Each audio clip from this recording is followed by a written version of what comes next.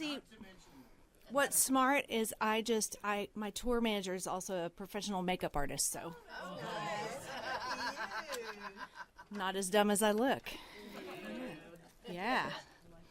I just play a dumb blonde on stage, you know? I'm going to tune this one more time, because like I told Randy, I put new strings on. Oh, yeah. So I have 2 G strings. They're fresh and new for you guys. Nice. If y'all know anything about guitars. Oh, I'm sorry. It's D. It's D strings. If I wanted to tune down, that's what, not G strings. But I do have 2. Yes. All right.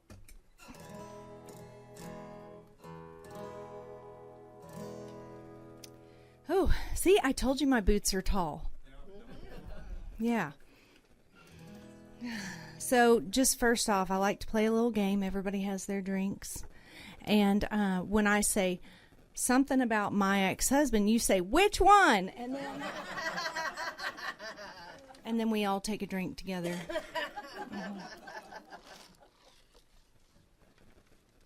feel like Ron White, you know, got my drink over here on stage. I know. I don't smoke except that one time with Willie. We'll talk about that later. Well, I can't remember the first year that I played here in the music room, but I know that my daughter was around 2 or 3. I don't know. She was pretty little the first time. And my dog came one time. I do remember Henley was counting the chairs because she wanted to see how much money Mama was going to make. 'Cause she knew that money runs the world, and she was like, well, at the end of the night, she came up to Randy when he was paying me. I said, here, would you go count that? Sure. So she made her little $100 stacks, you know, like I taught her. And she came back and said, Mama, we're short. And he was like, what did she just say? She said, we're short 3 chairs. And I said, oh, because she said, how much did everybody pay? You know, and I think y'all were doing a door deal back then where it was like this much and then plus tips or whatever it was. I don't remember, but she came up. She came up and said that, and he was like, what is she talking about? I said, oh, she loves to count the chairs and then count the money and even it out. And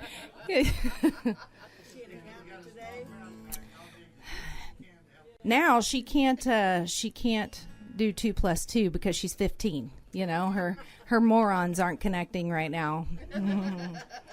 But since I thought I'd kick it off with this one, since In the Music Room is still alive and well and doing very good.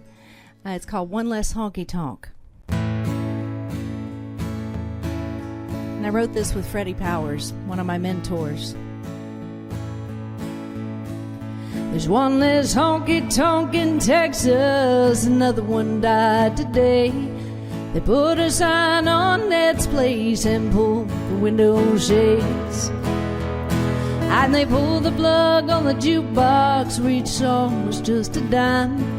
And there ain't no use in crying, 'cause it happens all the time. Well, people take for granted crying in their beer, listening to those country songs that we all want to hear. And there'll be no more two-stepping or waltzing on the wooden floor, 'cause they put a sign on Ned's place and then they lock the door.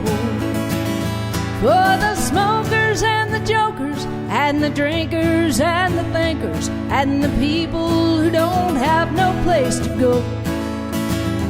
For the cowboys and the ladies and the boys who love to fight. There's one less honky-tonk in Texas tonight.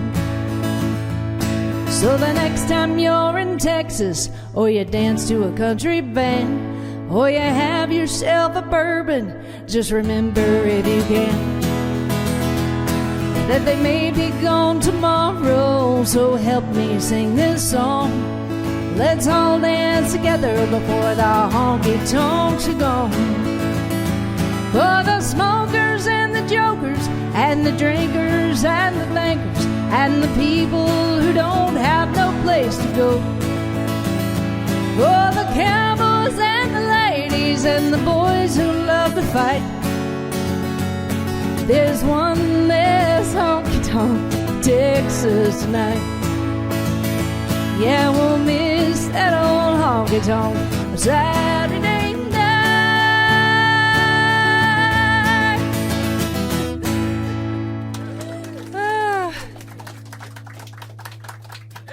I was just, bless you, salud, gesundheit. I don't know any other languages, that's all I have. I was just thinking about Cowtown last weekend. And we were playing at Rhinestone Saloon, full band, and these two guys were just being complete jerks for no reason whatsoever. And they were harassing Leslie, and my boyfriend Caleb was not having that. He was like, let's go outside, you know? And so I was like, hey, this is every weekend pretty much, except maybe at Randy and Helen's. I don't think any... Have y'all been coming here long? They used to have chicken wire. They took the chicken wire down, but it wasn't bar fights. They actually had chickens in here while we were performing. It was a weird thing, but I think they got a hold of something that was stronger than normal. Anyway, those guys were just harassing, and I was like, all right. So I got these fans and some of our band members. I was like, stand here with him. I'm going to go kick these guys out real quick.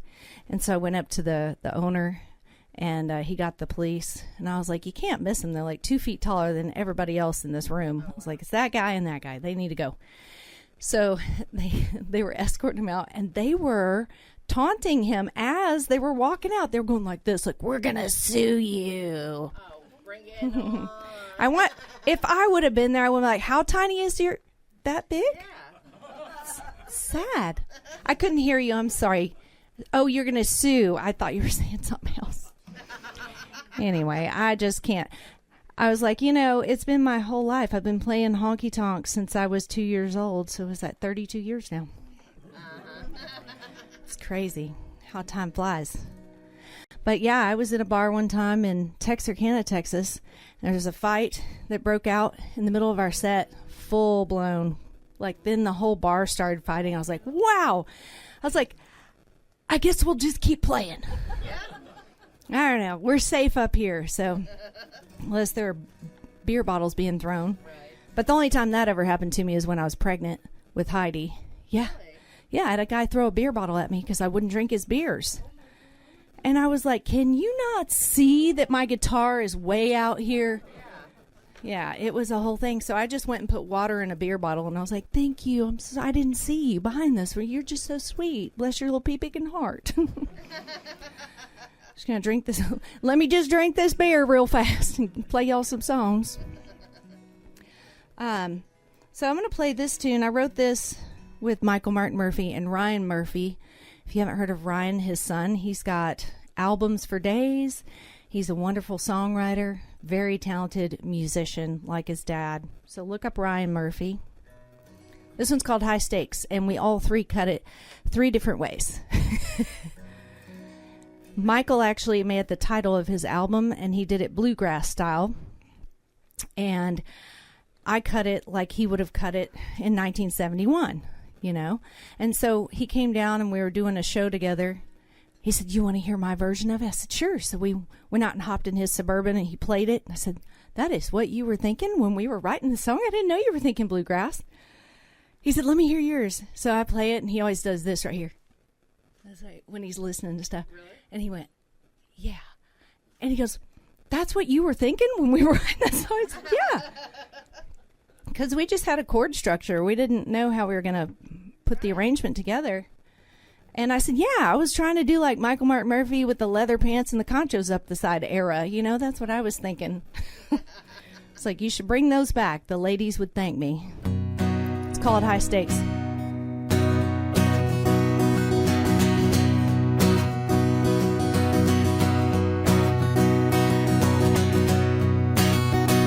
You're in between the earth and sky, not too low but not too high, you're all alone. the unknown. Don't look back and don't take stock. Let it reel, let it rock. You're in the zone, so let it go. When you're coming round the curve and you start to lose your nerve, take the dare. Don't be scared. Stomp the pedal to the floor. Give it just a little bit more. You're almost there. Oh, you're almost there.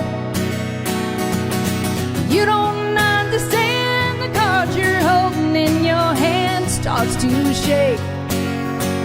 High stakes. You're feeling like a fool 'cause you're breaking every rule, but it feels great. High stakes. When your feet are to the fire and the flames are rushing higher and it gets hot, well, give it all you got. When they're tearing down your name, girl, don't be ashamed, don't take the blame. Get in the game. 'Cause heaven is so close, hell is there for those who wait around.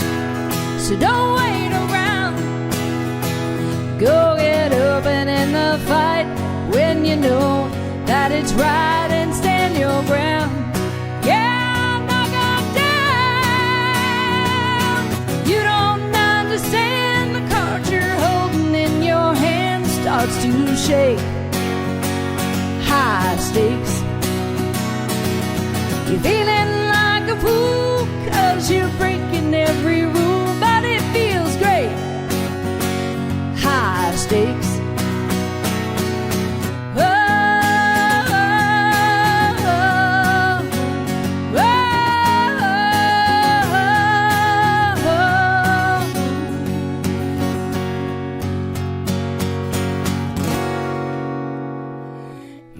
Between the earth and somewhere in the sky, not too low, not too high.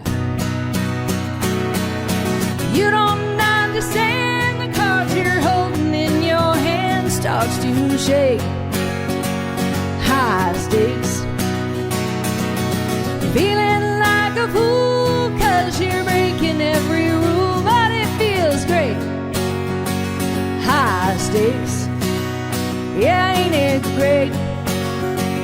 High stakes.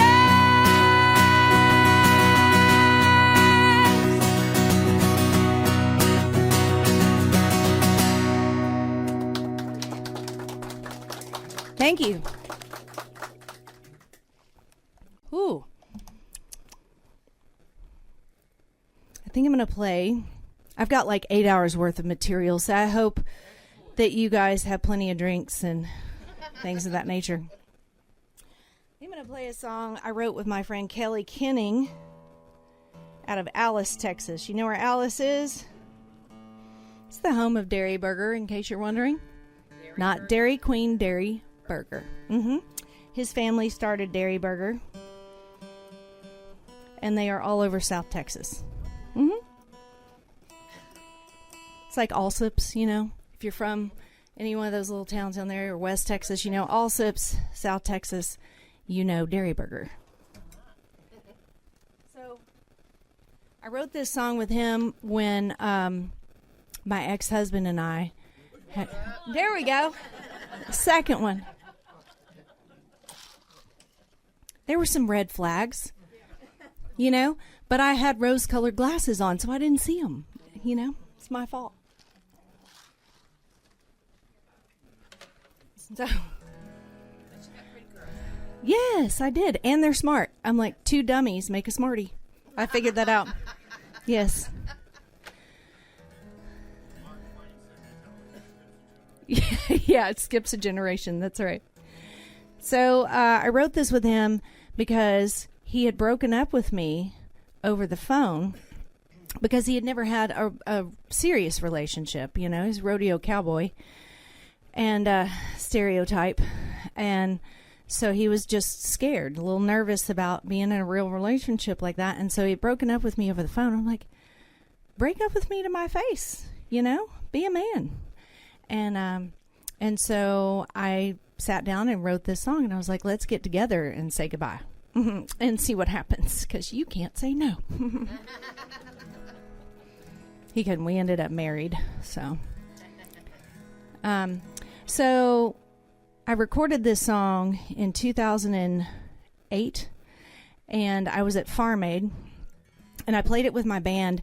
I'll never forget, I looked over, there was a man dancing really awkwardly on the side of the stage. I mean, like, you could see flailing arms, dancing to this song.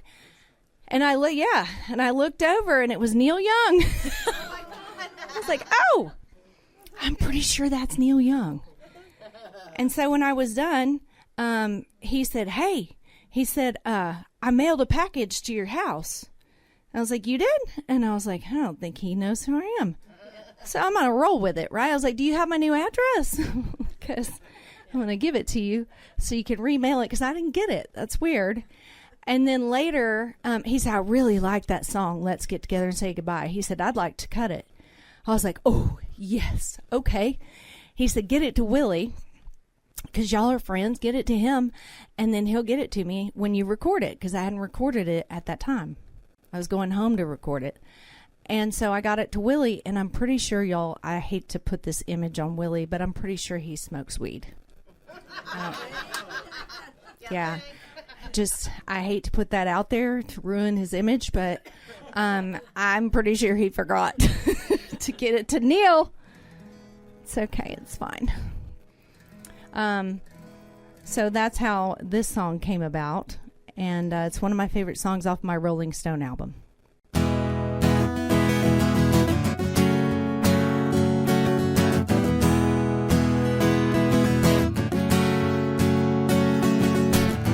Been drifting apart, I think we both know. There's no denying we're both letting go. So take me by the hand, look me in the eye. You draw the curtains, and I pour the wine. Let's throw a party, me and you. One final celebration to a love that we once knew. You can go your way, I can go mine. Let's get together and say goodbye.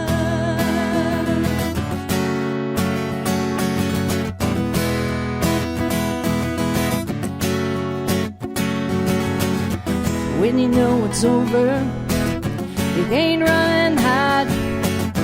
Just need the closure, then we'll get on with our lives. So take me by the hand, look me in the eyes. Love me like you love me, one last time. Let's throw a party, me and you. One final celebration to a love that we once knew. You can go your way, I can go mine. Let's get together and say goodbye.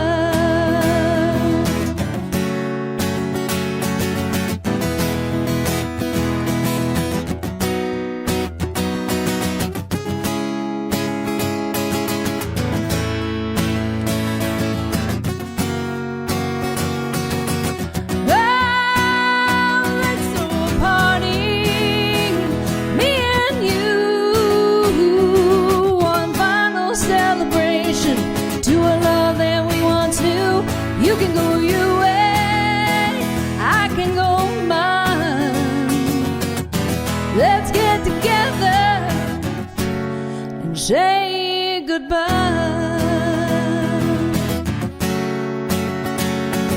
Goodbye. Let's say goodbye.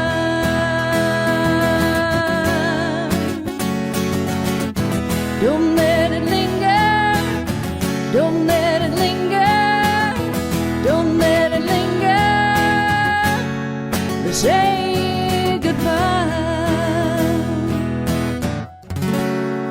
let's say goodbye.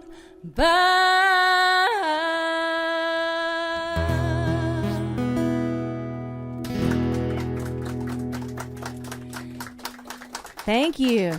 Thank you. Now I've got a second, like a sequel to that, and I'm like, good riddance, good riddance. It's kind of like to that melody of good morning, good morning. Yeah, because it's a happy song. I thought about playing a song that I wrote quite a while back. It was probably, 2006, and I played it with my band for a couple of years, and then it just fell off the set list. I don't know, stuff like that happens. It's like I pull out an old set list and it's not on there, and then I forget about it for a couple months, and then it's just gone. So, because I have, at least, 20 years worth of material. Okay, 30-something years of material. Yeah. So I found this the other day, and I actually just screenshotted it, so it's the original copy of my little thing that I wrote here. And I wrote this in the back of my van. I was taking a nap when I remember my tour van, my Willie van? It was, Willie Nelson paid for the inside of my van to be completely remodeled, and a fan actually bought it so that I would have, the band and I would have something to travel in. Yeah. I think he was in the mafia, but who cares? That's amazing. Good for him. And so Willie decked it out, and we had this like 2 bench seats in the back, and you could put it into a queen size, and we could all just like lay like this and sleep, Like, did you shower? So I was back there, and I took a nap, and my ex-husband was driving. Which one? The first one. God rest his soul. Is he really dead? He's not dead. I just like saying it for emphasis. I thought you'd kill me. That would be too easy. So I got this idea for this song because somebody said, well, how are things going with you and so? And I was like, well, so far, so what? There you go. So I wrote this little tune.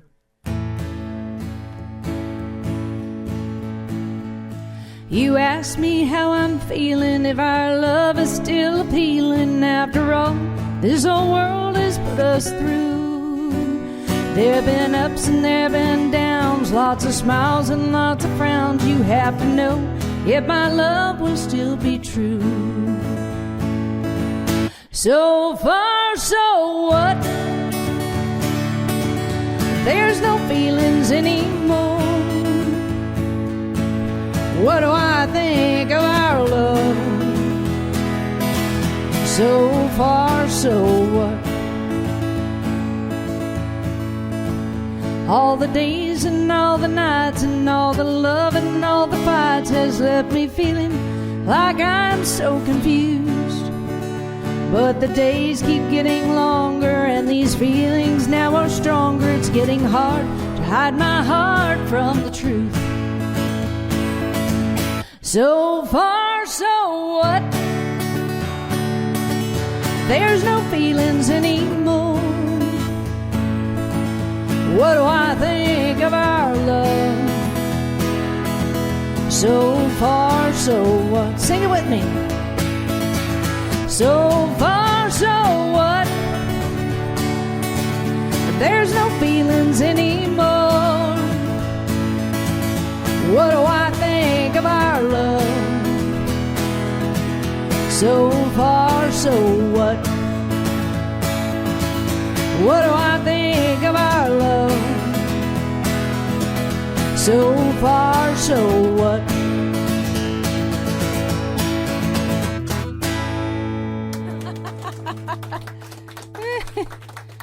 That's fun.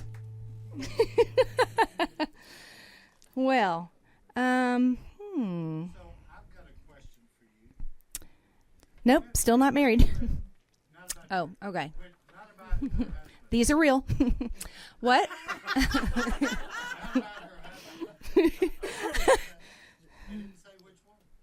Oh, not about my husband. He can say it too. That's fine. Which one? When were you and Greg playing together? Oh my goodness. So I met Greg at the music store that I worked at.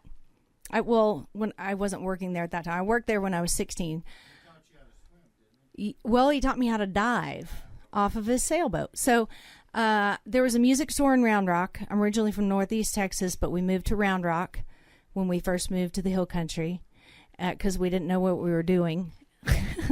Why Round Rock? No offense. But we moved there, and I was taking voice lessons and guitar lessons at that time. And the drummer of the band owned the store, and he heard me taking my voice lessons, and he was like, "You can really sing. If you learn how to play that guitar, we might have to get you in our band." So he said, "Why don't you come to a rehearsal," this is a couple months later, "and audition, because we'd love to have a female singer in the band." So I said, "Okay, sure." So at the time, it was Bobby Pounds and Sierra, and Greg was the lead guitar player, and Ruben Gonzalez was bass, and Jeff Ellis was the bass player, and at that moment, and so I showed up at rehearsal, and I recognized Greg. I hadn't seen him in probably, 8 or 9 years since he taught me how to dive backwards off of his sailboat, because he and my oldest sister of the 8 kids in my family were very good friends. So I'd known him since I was a little kid, and he said, "You look familiar." And I was like, "You do too." And my drummer, Ruben, at the time, he goes, "Well, that's creepy." And he said, "Are you related to the Reeses from East Texas? Like Celeste?" And I said, "Yeah, Laura, Sherry, Ron, Joe, John, Aaron. Yes, those are all my siblings." He went, "Oh, you're Pauline." I was like, "Yes, sir." And he said, "I'm Greg Whitfield with the sailboat." And, it's like, oh, my goodness, you taught me how to dive backwards off your sailboat. So I can still do it to this day and not do a belly flop. I'm very proud of that. Thank you, Greg. He also taught me a lot about playing acoustic guitar. Yeah. It's really good. So, we played together all the way into my early 20s. So, like 10 years ago, something like that. Can't keep track of time.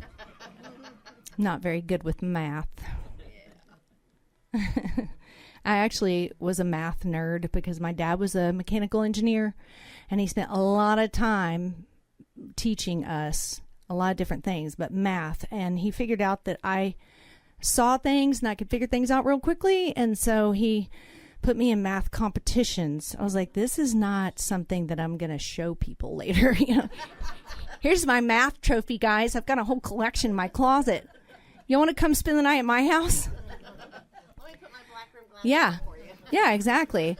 And where I grew up and the way I grew up, my parents had a lot of money and lived in Houston, mechanical engineer job, and then they lost a son. My older brother passed away of meningitis. So they moved to Australia. Then they moved back to Texas, and they were going to find a small town in the middle of nowhere where there was no disease. They blamed Houston. Don't get offended. And so they picked Mount Pleasant, Texas. And so when they got there, the first thing they did was make me. Hi. I think I was an accident because there was like a big gap between the other kids and my little brother and I. And they're like, "Well, give her a little friend." I'm like, "Great."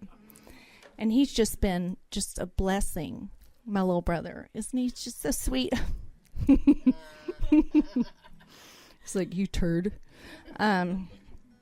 So yeah, it was a really interesting way to grow up. We didn't have much money. So my siblings are like, "What is this fresh hell?" Because they're going into high school with $0 in this little podunk town in the middle of nowhere. But it was some of the best times ever. When everybody was getting Cabbage Patch dolls, my mom made mine. And I'm pretty sure they used it in a recent horror movie. I saw it. I was like, "That's my Cabbage Patch doll with the little black button eyes." I was like, it would stare at me in the corner. I'm like, "That's not a Cabbage Patch doll." Oh, it's so creepy. Thanks, Mom. Well, speaking of small towns, I'll play this one. Y'all know where Pittsburgh, Texas is? I'm surprised. Shocking. Yes, Pittsburgh Steel, Bo Pilgrim.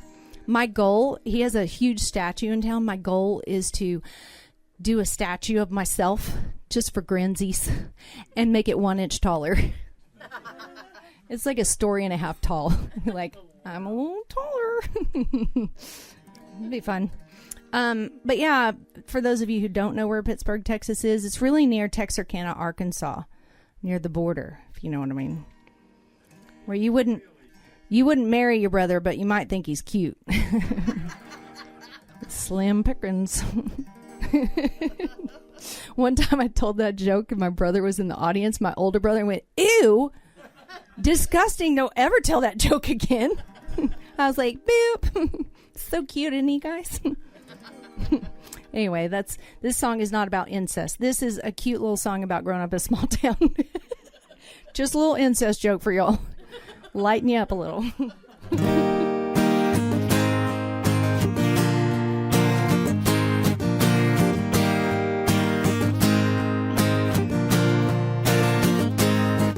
I was driving through a back roads town. It was a shortcut, but it slowed me down. Church had let out and the streets were packed with smiling faces and small town chat. As I sat there, taking it in, it took me back to when I was a kid, and all the family would gather around that little bitty house on the edge of town. Boy, bright porch Sunday, mama's in the kitchen, daddy playing guitar, everybody listening to grandma sing. I'll fly away, oh, and go wash up and don't be late. You better be at that table when I say grace. Got a lot to be thankful for on this front porch Sunday. Now these days I'm 100 miles an hour down the fast track to an ivory tower, chasing that dollar every single day. Isn't all worth the price I pay? Missing birthdays, little league games, bedtime stories, dinner dates. It's hard to notice when you're chasing big dreams. It's the small things that mean everything. Like a front porch Sunday, mama's in the kitchen, daddy playing guitar, everybody listen to grandma sing. I'll fly away, oh, and go wash up and don't be late. You better be at that table when I say grace. Got a lot to be thankful for on this front porch Sunday. Well, it's been a few weeks since I moved to that town, and I made up my mind to settle down. I've got everything I need right in front of me. Like this front porch Sunday, mama's in the kitchen, daddy playing guitar, everybody listening to grandma sing. I'll fly away, oh, and go wash up and don't be late. You better be at that table when I say grace. Got a lot to be thankful for. And right now I see that more on this front porch Sunday. Front porch Sunday.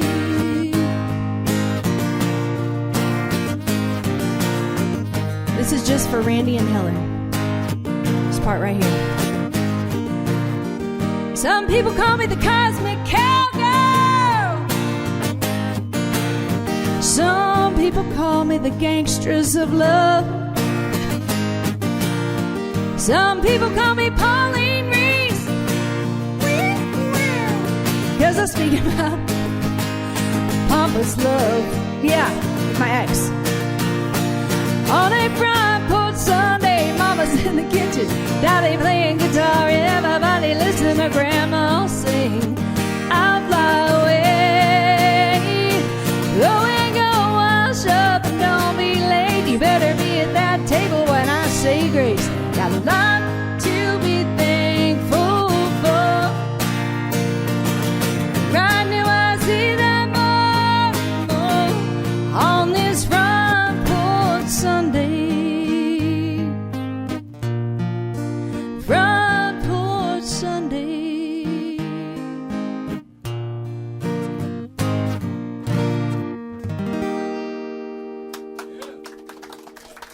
Thanks so much. Randy was telling me about all the cameras, and he said, "Oh yeah, they're 6K, right? Is that what you said? 4K? Okay, it's okay. Either way, it's okay. 6 4Ks, that's what it is." And I was like, I don't know if I want like really accurate cameras on me. God, no. Oh my God, I'm sweating. You need to. Do you have? Yeah, you got to touch me up. I'm sweating now. Okay, sure. I can do that for you. Just whatever you want to do. I never think of you, I don't think of that song. Oh, that's one of my favorites. It doesn't remind me of my ex-husband. Which one? Either one of them. You ever hear of a comedian named Phyllis Diller?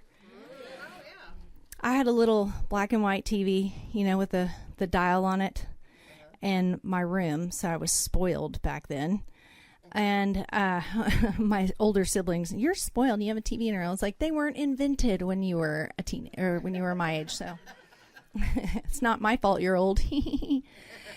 But I used to watch Phyllis Diller, and I loved her comedy and the way she presented herself. I swear I channel her sometimes. I just need my long pencil, cigarette in my hand and my drink. She'll make a joke and then stare at you and then take a drink. Love Phyllis Diller. It's pretty sad. When I was like 6 years old, I would do that with Kool-Aid, Anyway, I think that Ron White must have been a Phyllis Diller fan. Because of the way he was holding his cigar and his drink, and I was like, he must have been a Phyllis Diller fan. I think, yeah, his delivery. I don't think she talked like that. No, I don't think so either. Well, I wrote this song when I was on the Frio River. I was floating the Frio, and it just popped into my head. And it's a song about the Guadalupe. It just fit the song better. And he's from Lakey, which is on the Frio River. So he's very offended. He's offended every time I sing it. He's like, "Frio. It's the Frio." So anyway.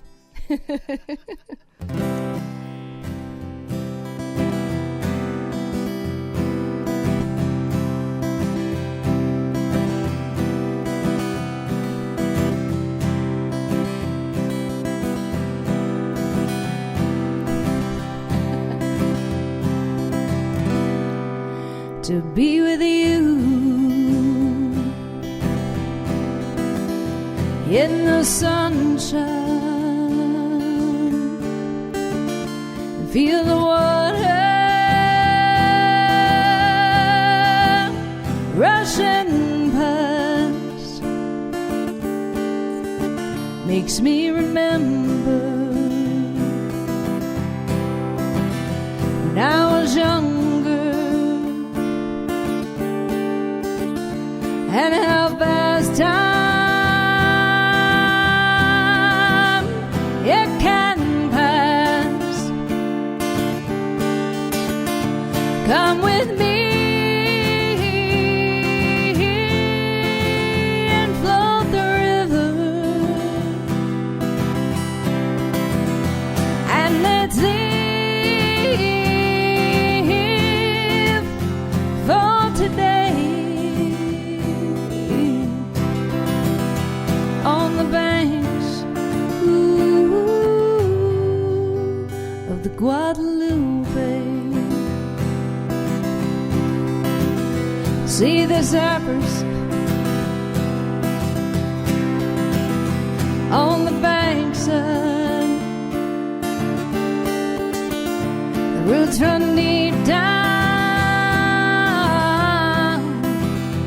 like our love. Let's take this moment, make it last.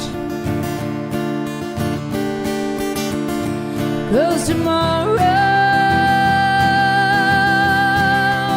today will be the past.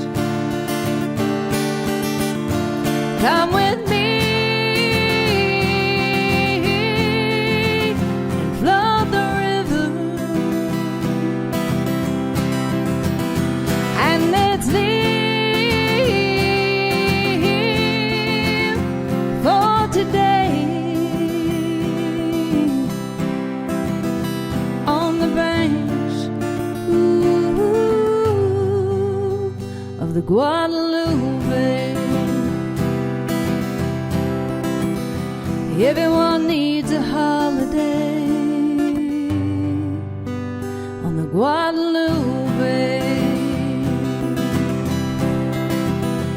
Guadalupe,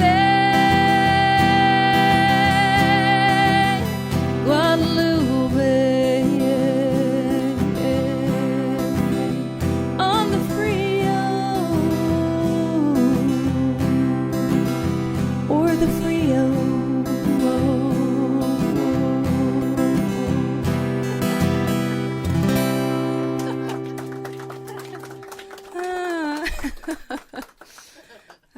Yeah, actually, I didn't have a good experience on the Guadalupe when I was floating the river. I almost drowned twice on the Guadalupe. Once was floating down the river, and there's like a little chute between some cypress trees, and I went underneath one, like it sucked me under, and you know your tube pops up behind you. You had that happen in a pool or whatever. Your tube pops up. So the tube just kept going, and I was underneath the roots. And I was like, oh, well, there's this.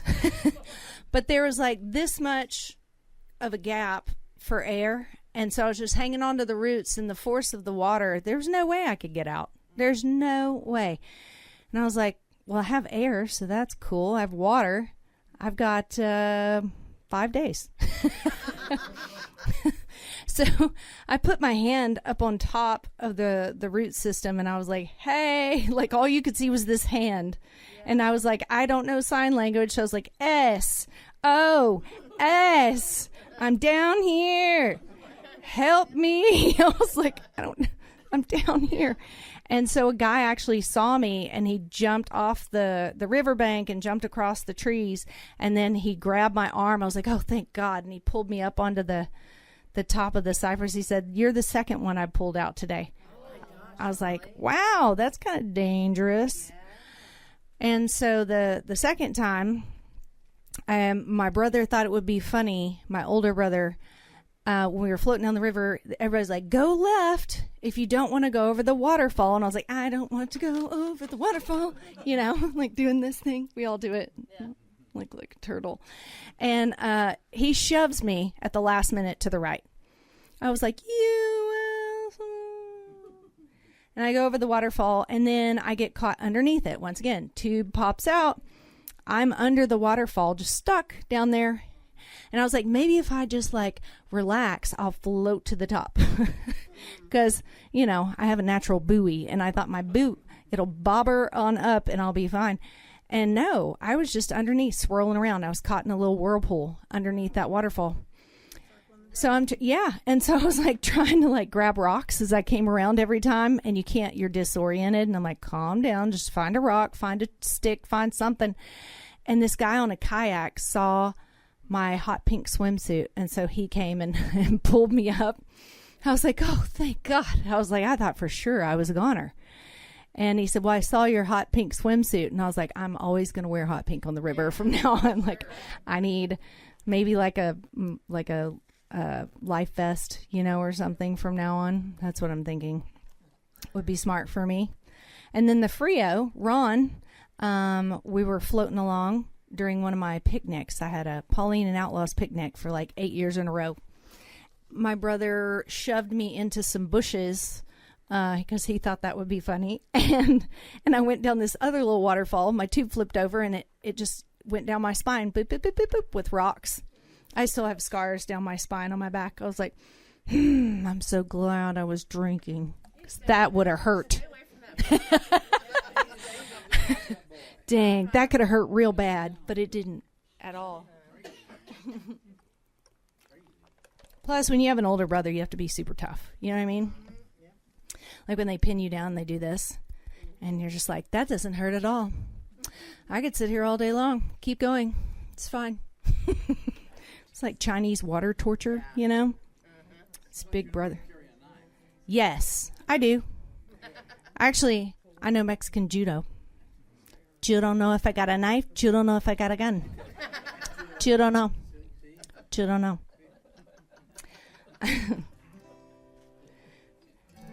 Speaking of knives and guns, since we're on that subject, that's why I love my state. We talk freely about them. We all have one on us at all times. It's great. This is a story song about my great-grandfather who was from Dallas, Texas. 1920s, 30s, his whole life. He built the old buildings down there, like the mobile gas station with the Pegasus on top. That was one of his. And a lot of those old buildings down there. And I'm like, is there stuff in the concrete? Like, what's going on? Because he was just so mysterious. He had a garage that had newspapers all over it, and we never knew what was in it. I was like pretty sure there were dead bodies. So that's where I learned how to pick a lock at age 10. I was like, I have to get into this garage. I want to see the skeletons in this garage. My little brother's like, he has skeletons? I'm like, pretty sure. Follow me.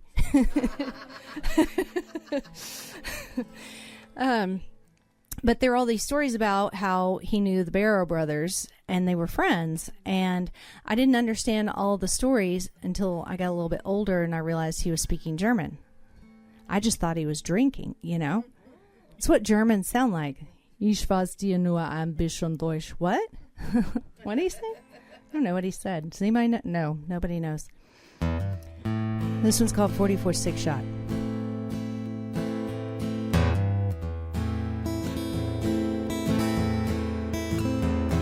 You can never tell by looking.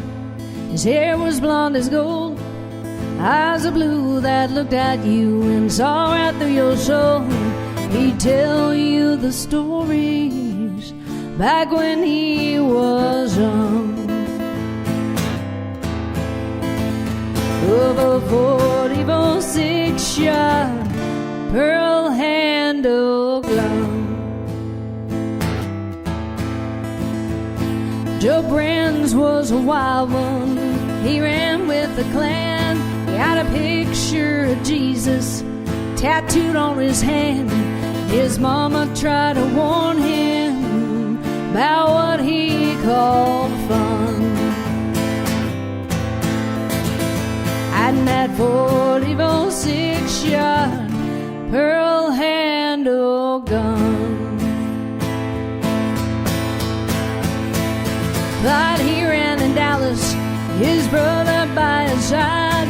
He met a girl named Bonnie, which opened it alright to get moonshine from a mason till the morning sun. With that 44 six-shot pearl handle gun.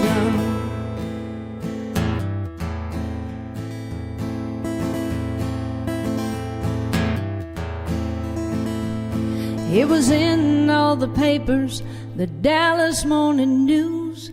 Bonnie and Clyde had killed a man on Central Avenue, and they were caught down in Mobile, going fast as they could run. And the law never found that lost dirty gun. My great-granddaddy Joe Brands is a 44 six-shot pearl handle gun.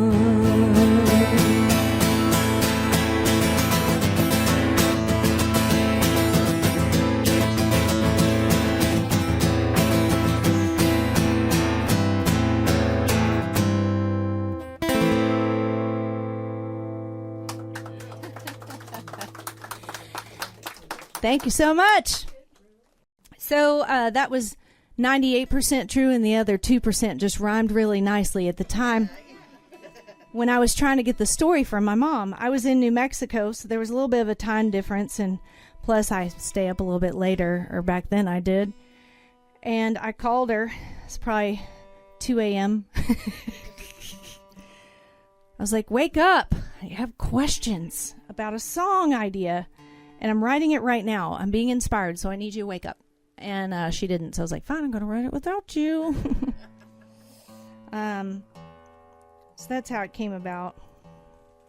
I always told my mom she ruined my music career. She said, oh, really? I did? And I said, yeah, you did. Because you taught me morals and integrity, and it ruined it. Ran it into the ground. She said, well, I'm glad I did. I'm like, I'm not. I hate you. Bye. Click. That's why my kids are going to be so weird. They already are. Yeah.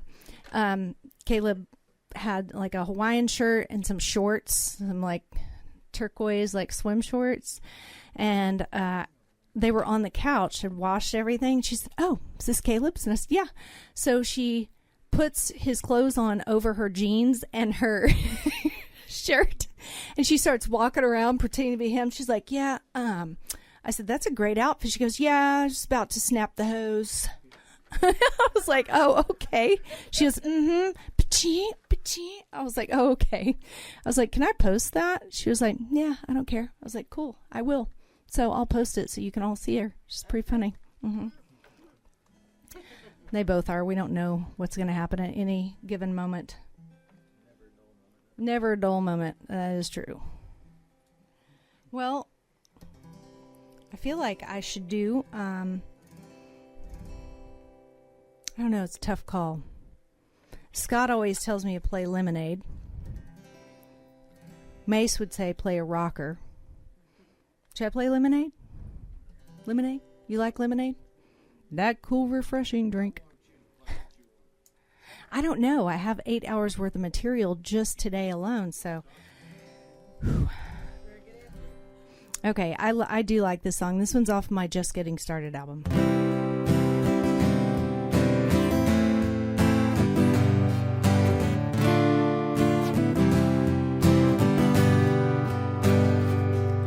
I called in sick to the coffee shop, said let's go someplace, the weather is hot, but 2 plane tickets and called a yellow cab.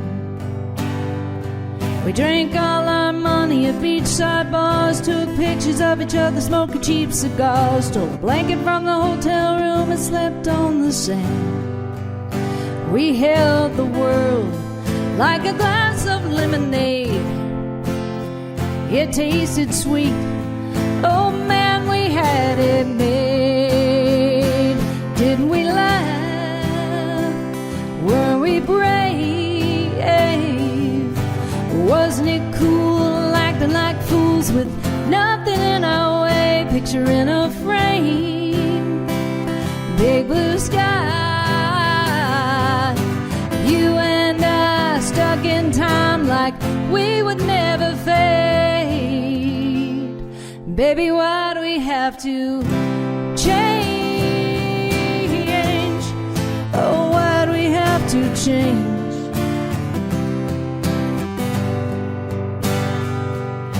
We get old, we're too damn tough to do anything just because we just don't give a damn. Oh, and when do we get so serious? What happened to that part of us? Baby, can you help me out? I don't understand. 'Cause we held the world like a glass of lemonade. It tasted sweet. Oh man, we had it made. Didn't we laugh? Were we brave? Wasn't it cool acting like fools with nothing in our way? Picture in a frame, big blue sky. You and I stuck in time like we would never fade. Baby, why do we have to change?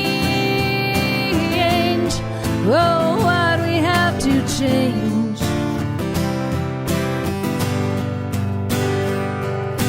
Look at us in that photograph, so beautifully naive, and I want it back. Didn't we laugh? Weren't we brave?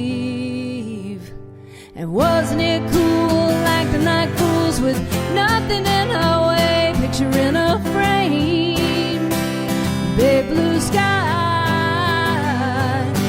You and I stuck in time like we would never fade. Baby, why do we have to change? change. Let's call it sick and leave this town. No matter where we go, let's just go now. I'm thirsty for a glass of lemonade.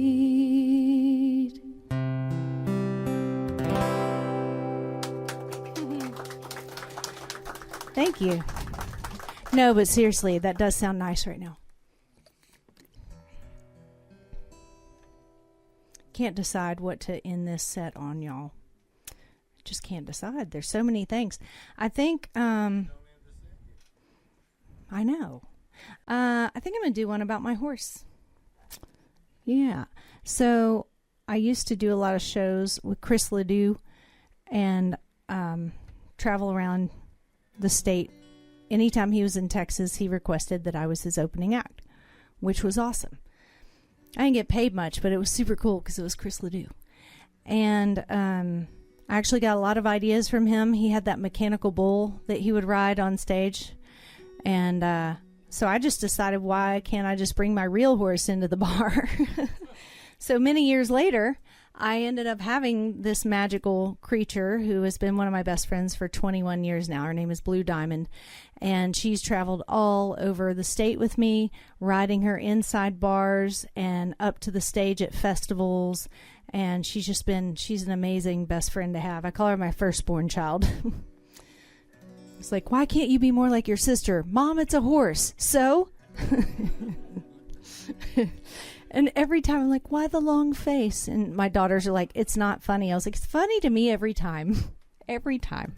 Like, you're stupid, Mom. I was like, no, I'm not. I have math trophies in my closet. More than you can say. Little Miss B and C report card.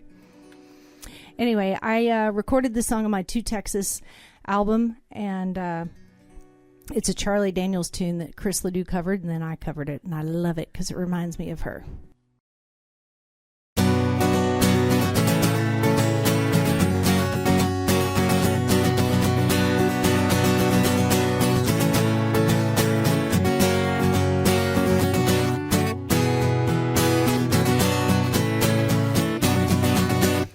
Wild as a coastal barranca, swift as the wind blowing free, with two eyes like firebrands that glow in the night.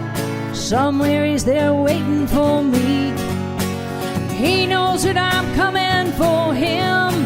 I just can't rest till I find that raven black stallion that wears no man's brown, with a wild restless spirit like mine.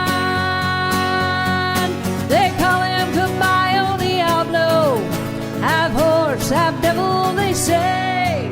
Caballo Diablo, the outlaw, over top the Sierra Madre.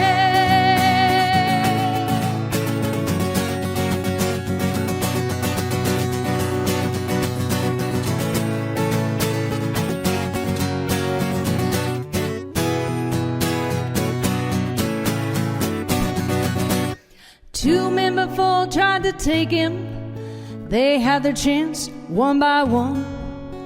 Each met his fate when those flashing black hooves brought death 'neath the Mexican sun. I wish, still I can't leave, I must find him.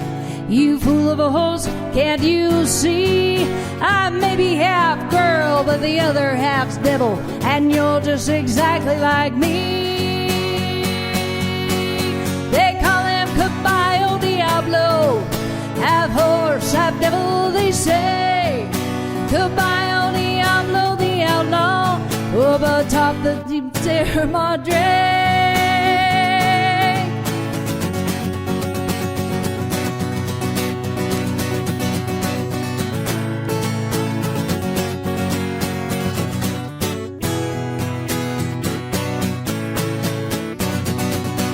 Even the breezes stop blowing. Ah, hush now, be still. Don't make a sound, stay close to the ground, 'cause he's waiting just over that hill. Downwind behind, moving quickly. Do it fast now, he's starting to stir. Grab a handful of mane and then up on his back. start raking him down with my spurs. Try as he may, he can't shake me. As over the preps as we go, to spill the lifeblood of a horse and a girl on the Rocky Sierra below. They call him Caballo Diablo, half horse, half devil, they say. Caballo Diablo, the outlaw, up atop the Sierra Madre.